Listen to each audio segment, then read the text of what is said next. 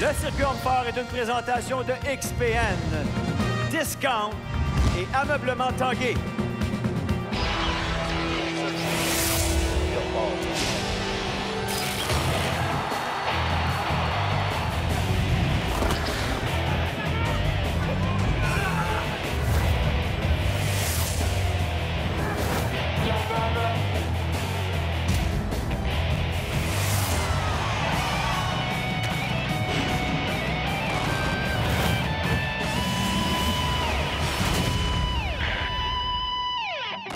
Du Mont-Saint-Anne au Québec, RDS vous présente la conclusion de cette compétition Québec-Ontario du circuit homme fort. Ici Martin Gauthier.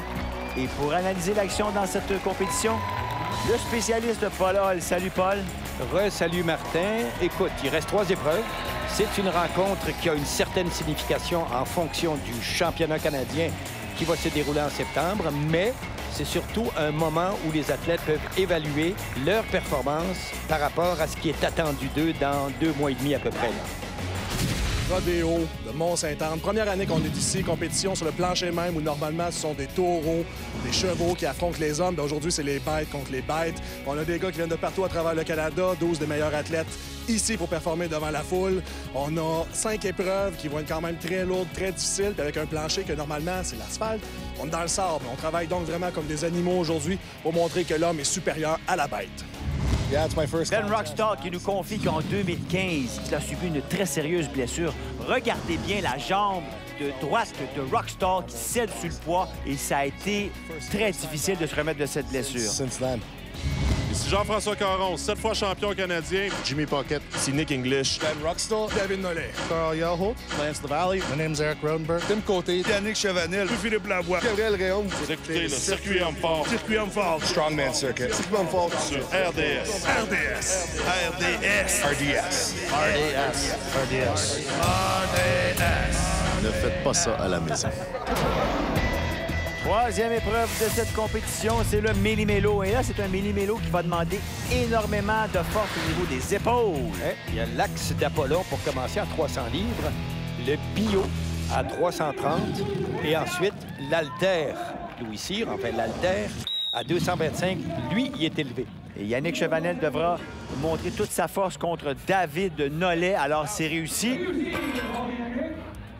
Ce qu'on remarque, évidemment, c'est qu'on appelle ça l'axe d'Apollon, mais ce n'est pas véritablement l'axe d'Apollon, parce que la barre est une barre régulière et non pas la barre surdimensionnée, comme l'axe d'Apollon, qui devrait être à 1,93 pouces. Ici, on a à peu près 1,30, donc on a une barre régulière. Ce qui veut donc dire que lorsque l'athlète l'épaule, il devrait l'épauler d'un coup, mais on lui permet quand même de l'épauler en 2 mouvements. Et le fameux l'haltère court que vous voyez, là, cet haltère de cirque, on doit le faire à 3 répétitions. À 3 reprises. Alors, dans le cas de l'axe, ils sont à peu près à 70 du 366 normalement.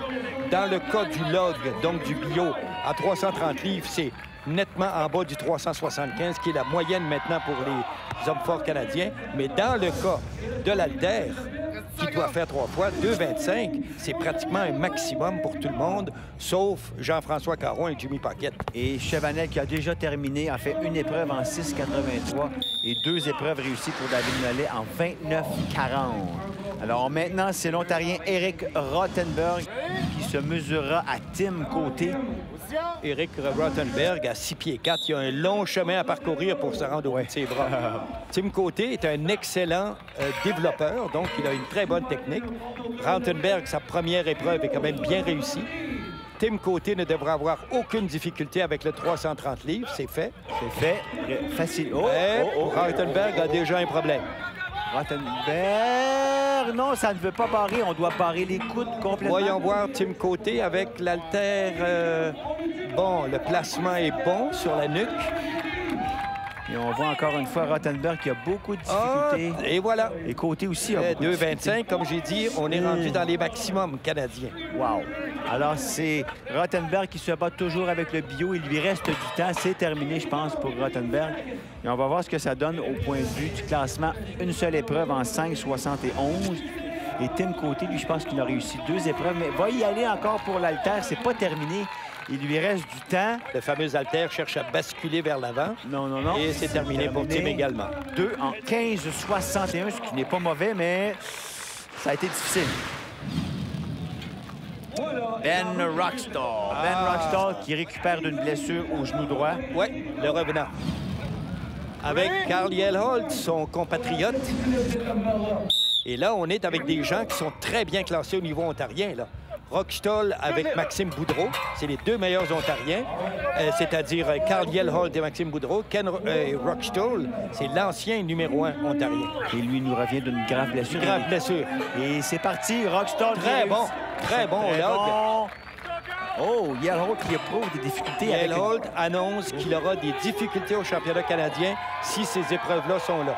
Oh, Roxtall qui est le premier à soulever l'haltère court, il en a fait une. Il doit en faire 3. Magnifique. Deuxième, c'est réussi. Magnifique technique. Est-ce qu'il va terminer? Le temps de Roxtall devrait être intéressant. Oui! Plus qu'intéressant. Alors, il demande à la foule, en voulez-vous un autre? Pendant que pauvre Carl Yelholt a de la difficulté à lever le bio. Ouais, il a le sens du spectacle, Roxtall. Et Roxtall pour une quatrième... non, ça ira pas. C'est correct. Alors, bravo à Ben Roxtall. Très bon temps, 42 secondes. Hein? I'm not sure. JF and Jimmy are quicker in transition. Pas certain que Jean-François et Jimmy sont aussi rapides que moi. Par contre, ils sont très, très forts. Where does this strength come from? La force vient de la poutine. Ah, enfin, un nouveau secret.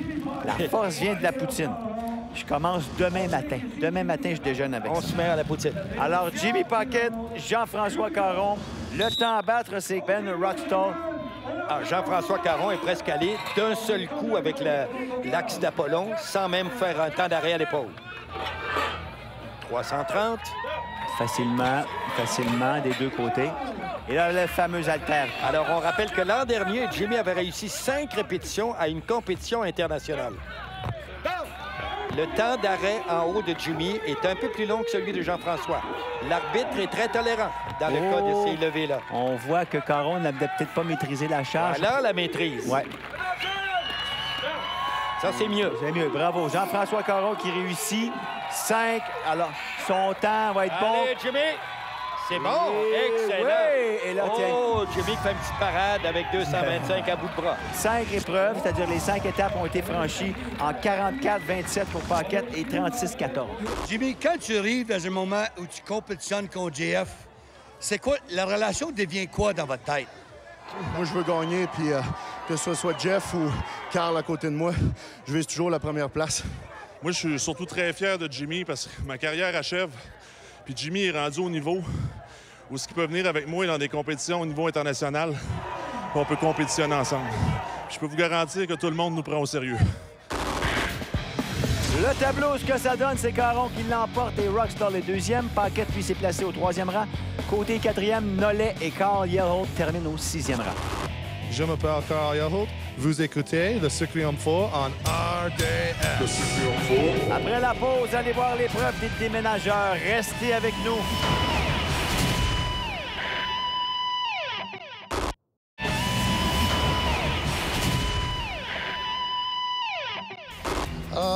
Rottenberg nous dit que la surface n'est pas vraiment adéquate pour ce type d'épreuve. Et justement, on va la voir, cette épreuve.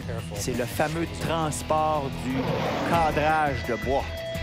Alors, l'épreuve, pas facile, 830 livres à transporter sur une surface sablonneuse et inégale. Alors, faites attention aux blessures, messieurs. Les chevilles sont mises à rude épreuve, Martin, avec 830 livres. Par contre, on commence à être familier avec cette épreuve qui paraît de plus en plus dans chacune des compétitions. On voit ce fameux cadre géant qui est utilisé, qui semble remplacer maintenant l'épreuve de la marche du fermier. Oh, Gabriel Réaume qui est très excellent, rapide. très, très bon. Alors, on parle de 60 pieds, Martin. C'est bien ça? Hey, écoute, il a terminé en quoi? 13-14 secondes, c'est très, très rapide. 13-72. C'est probablement un des meilleurs temps qu'on a vu en 2018. facilement, n'a pas hésité. Et là, on parlait de surface plus difficile. En tout cas, on n'a pas montré de signe de difficulté ici. Alors voilà le fameux Rick Rothenberg qui parlait de cette surface. C'est parti. Ici, très rapide. On peut assez bien voir ses pieds dans cette surface sablonneuse. Et Donc, ça va bien, ça va bien. Excellent temps lui aussi. Wow! C'est presque un avantage, cette fameuse surface. On dirait que les gars en profitent. 12,85 Ben pour là, Eric écoute, Rothenberg. Là, je suis très, très surpris du temps. Hein. En bas de 15 secondes, déjà, c'est excellent. Mais là, Rothenberg vient d'envoyer un très bon message. Carl Yelholt. Et lui, Yelholt ne semble pas dans son assiette. Beaucoup de difficultés au méli-mélo, l'épreuve précédente. Problème de prise actuellement. Et là, c'est difficile, ouais. C'est difficile pour Carl Yelholt. Encore une fois, laisse tomber. On redemande de la craie pour augmenter la poigne. C'est pas facile pour notre ami Carl Yelholt. Quand je les regarde, Martin, je vois et j'essaie d'anticiper les performances en septembre au championnat canadien. C'est pas nécessairement des bonnes nouvelles pour un gars comme et Yelholt qui reprend, Paul. C'est parti. Va-t-il terminer la course? Non. C'est pas fait. Il reste quelques pieds. Oui, voilà, c'est fait. L'arbitre le donne. Voilà. 43 pour Carl Yelholt. Un peu décevant pour le c'est jeune homme 3 de fois l'Ontario. plus que les compétiteurs précédents. Ouais. Jimmy Paquette, ça, c'en est un qui prend ça au sérieux aussi. Jimmy Paquette Et a eu c'est également de la difficulté avec le cadre, le fameux cadre. Oh! Et lui aussi, il l'échappe. Et il n'a pas 30 pieds de fait. Il n'est pas à mi-parcours. Jimmy Paquette, gros message. Monsieur Paquette, votre plan d'entraînement. Et encore, laisse tomber la charge, reprend, mais n'abandonne jamais. C'est un gars qui est vraiment tenace, déterminé. Les mains font mal. Écoute, on doit souligner encore une fois les performances de Gabriel Réaume avec 13,72. Et Jimmy Paquette, notamment à la marche du fermier, est excellent. Et Eric Rothenberg aussi qui a donné 12,85. C'est très rapide. Et là, on parle des 40 secondes passées. Paquette se met vraiment dans le trouble pour cette compétition. Eh bien, on a de la difficulté. Il va rentrer, je vois le temps défiler. Il va rentrer probablement à l'intérieur d'une minute, mais de peine et de misère. Oh! Attendons de voir le temps. Paquette, 50-62.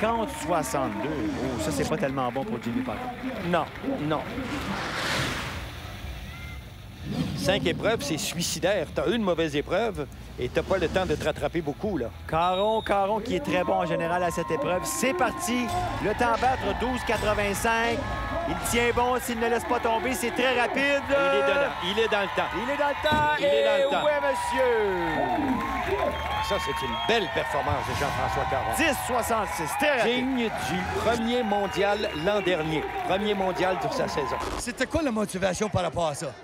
Bien, c'est sûr, tantôt, j'expliquais, on n'est pas tout le temps obligé d'aller au bout, puis de risquer des blessures. Mais c'est une épreuve comme ça, une chose bien importante. Il ne faut jamais se laisser battre par un Ontarien. Et au tableau, ce que ça donne, c'est Caron qui l'emporte, suivi de Rothenberg, Réaume, Yelholt, Paquette est 5e et Nick English, lui, termine au 6e rang. Ici Tim Côté, d'autres hommes forts après la pause. Dernière épreuve, les pierres naturelles. Spectaculaire. Restez avec nous.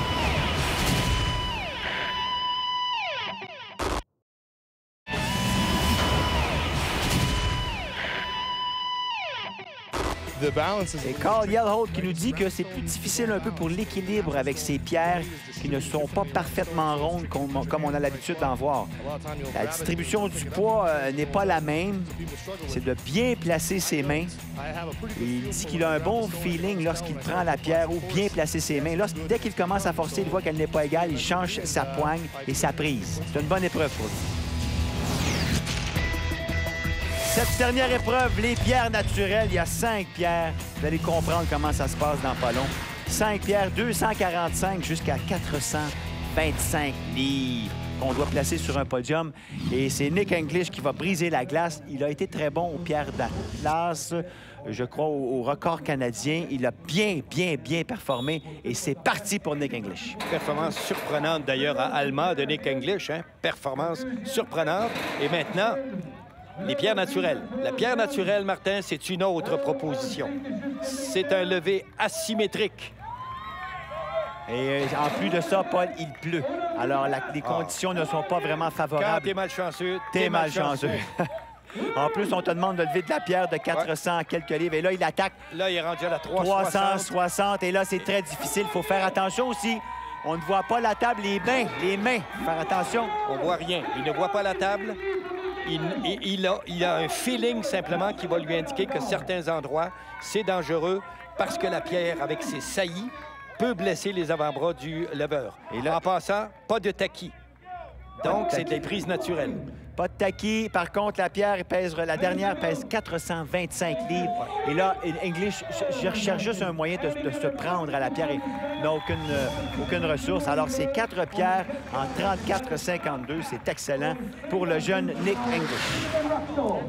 Ben Rockstall. Ben Rockstall est maintenant content probablement d'en être rendu à cette dernière épreuve, Tout à fait. étant donné le retour après près de 2 ans et demi d'absence. Et blessé, on sait très bien qu'en 2015, il s'est blessé en soulevant quoi? Des Et regarde pierres. comment il place sa jambe droite, qui est la jambe Ouais. blessée. Il doit avoir un grand écart Absolument. pour pouvoir forcer sur la moins grande distance possible. Voilà. Et son genou droit semble encore affecté, mais en tout cas, il est de retour. On a pensé à un certain moment donné, même amputer la jambe tellement la blessure Et là, était les gens grave. peuvent se demander pourquoi il joue comme ça. Bien, je pense que pas Rockstall, mais oui.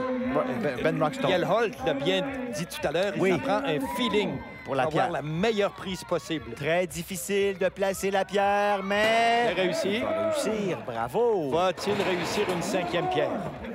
Écoute, je lui souhaite.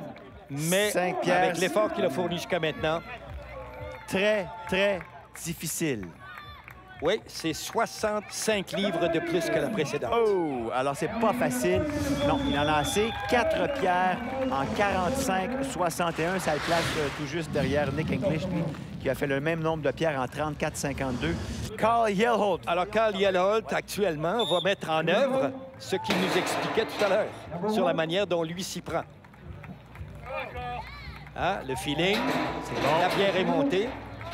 Je ne trouve pas, d'ailleurs, que l'engin est le meilleur dans les circonstances. Une table comme ça présente un certain nombre de problèmes. Le principal problème, c'est que l'athlète, s'il s'approche trop, va se cogner sur la table. Tout à fait. Je préfère les petits podiums individuels. Et on a placé 4. excellent levé. Il a 4 de placés, mais très rapide. Le temps semble pardon, Et là, très on va bon. voir comment Carl Yelholt va chercher sa prise. On voit ses mains. Il essaie, il la déplace. Il cherche, on a le droit de bouger la pierre, de la tourner. Et l'athlète, naturellement, étant donné que c'est les pierres d'Atlas qui, 9 fois sur 10, sont dans les compétitions, il cherche évidemment une prise et une technique qui est semblable aux pierres d'Atlas. Voilà, mais alors là, que c'est pas du tout la même chose. Et là, il a parlé que c'est une bonne épreuve pour lui, mais là, ça semble très laborieux, Ah là là. Paul. Beaucoup de difficultés à prendre, à saisir la pierre, à se trouver de bonnes poignes pour soulever la charge. Oh, c'est difficile pour Yelholt. Imagine quand, avec la pierre de Louis Cyr de 517 livres, Et- Martin, tu te rappelleras, Déjà soulevé il n'y a par... qu'un seul homme qui avait réussi. Poundstone. Poundstone. Voilà. 4 en 28,65. Ça le place présentement en première position. Et justement, je pense qu'on va l'écouter. Il est peut-être un peu déçu même de sa performance. When you missed that, what was going on with that stone there? I didn't have it in a good spot. Couldn't find it. Alors, il n'était pas capable de bien placer ses mains. Il a quand même eu un bon temps pour les 4 premières pierres. Very lucky that I was able to pick up a lot Alors, of il points a in the gagné last beaucoup de event. points sur Rockstall et ça peut peut-être lui assurer une 3e place. Alors, c'est sûr qu'on joue pour les points et le classement, c'est certain. On poursuit cette fois avec Jimmy Paquette. Jimmy Paquette, lui, aimerait bien placer les 5 pierres. Ça sera pas facile, encore une fois. Jimmy commence avec les pierres naturelles. Il n'y a pas l'occasion souvent d'avoir ces pierres-là, parce que les compétitions auxquelles il a participé, internationales, jamais les pierres naturelles étaient au programme. Personnellement, je trouve qu'on devrait de plus en plus, dans les compétitions nationales et internationales, mettre les 2 séries. Les pierres d'Atlas pendant une première journée et les pierres naturelles une autre journée. Ça, et voilà ce qu'on disait tout à l'heure. C'est le problème de cette table-là. Dès que l'athlète, et voilà, Jimmy, sa tête est en dessous de la table, Très dangereux. pourrait même se blesser. Tout à fait. Tout à fait. Alors, on y va avec 360 livres. Paquette qui est déchaîné. Et il paye le prix, par Et- contre, d'avoir et échappé cette pierre-là. Est-ce qu'il est capable de faire l'extension, se reprend et que c'est encombrant? 360 livres, est-ce qu'il peut la placer? Oui, c'est fait. Est-ce qu'il a encore assez d'énergie pour le 425, la 425? Je pense que l'expression corporelle de Jimmy Paquette, pour le connaître quand même un peu, je dirais qu'à l'expression corporelle, il est à 98 % de l'effort maximum. Ça va être très difficile, très difficile. Oh, on est... Et lorsqu'un... Non, je pense que non. Et ça, c'est rare qu'on voit Paquette. Ah, non, n'a pas de... Le temps est écoulé. Non, c'est terminé pour Paquette. Ça va être 4 pierres, mais ça a été très difficile. 54-64. Et ça le repousse vers l'arrière un peu. Ça peut lui coûter cher à la toute fin au classement final. Et la dernière prestation de la journée. Jean-François Caron. Facile pour la 1. Tout à fait. Et là, le souleveur extraordinaire que Jean-François Caron montre l'importance de la force des lombaires. Jean-François, la première et la deuxième, il n'a presque pas eu à se déplier. Là, maintenant, il recourt à la position plus classique, c'est-à-dire de mettre sa pierre. En anglais, on dit « to cradle the stone ». Ça le dit bien, la mettre un peu dans la position. Dans un berceau, là, de la bercée. Oui, exactement. Et voilà, en tout cas, bercé 464, 360. Là, il utilise la pierre, la technique de la pierre d'Atlas. Et là, il demande à la foule pour la 5e. Est-ce qu'il est le seul homme qui peut lever la 5e pierre aujourd'hui? On attend. Ce qu'il nous a montré sur les 4 pierres, il lui reste décidément assez d'énergie pour monter la 5e. Si la prise est bonne, et elle semble là, oh oui. Ah oui, ah oui, ah oui. Je pense qu'on peut regarder une performance ici. Ça y est, c'est fait. C'est fait! Jean-François Caron, le seul homme à avoir soulevé 425 livres aux pierres naturelles. 5 pierres en 56-30. Bravo! Wow! Un seul, et c'est lui. Mais j'étais quand même confiant avec cette épreuve-là. Quand j'étais jeune, je travaillais sur la ferme chez nous. Passais des mois de temps à ramasser de la roche. Faut bien que ça serve à quelque chose. Aux pierres naturelles, c'est Caron qui l'emporte, le seul à avoir levé 5 pierres, suivi de Yellowholt, English, Rockstar, Paquette et Lance Lavallée. Je suis Jimmy Paquette, deuxième homme le plus fort au Canada. Jean-François Caron, champion canadien des hommes forts. Vous écoutez le Circuit Homme Fort sur RDS. Après la pause, le résultat final de cette compétition. Restez avec nous.